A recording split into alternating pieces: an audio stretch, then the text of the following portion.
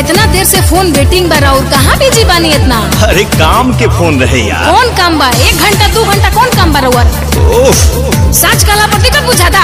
अरे तक का करी रे? हां तो फोन उठाल गई ना हमार। बतियाई ना। हां तो जाओ ओकरे से बतियावा।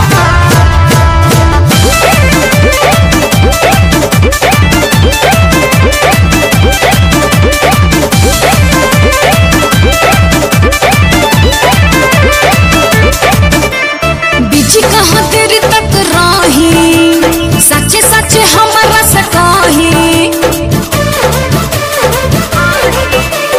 बिजी कहाँ तेरी तक राही, सच्चे सच्चे हमारा से काही। छही तुर तुहर जानतानी, सच बताई। एगो तू ही बड़ू रानी, हम दिल से कहतानी। गलत फहमी बात है कि दूगो रखले बनी।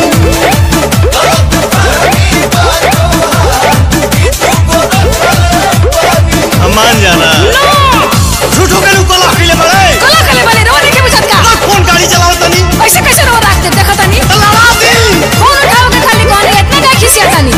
कबो बीच या कबो बंद बताओ ता काहे? अरे बैटरी डिस्चार्ज हो गई रहे। अच्छा हमरा पे डिस्चार्ज। हम पे यकीन करो जी, हम पे यकीन करो जी, हम पे यकीन करो जी। तोहरे से प्यार करीला, जानी कहला में पारो जी।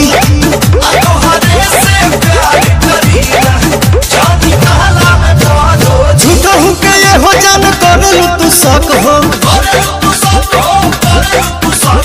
हमारा तो दहिया पर तोहरे बहक हो।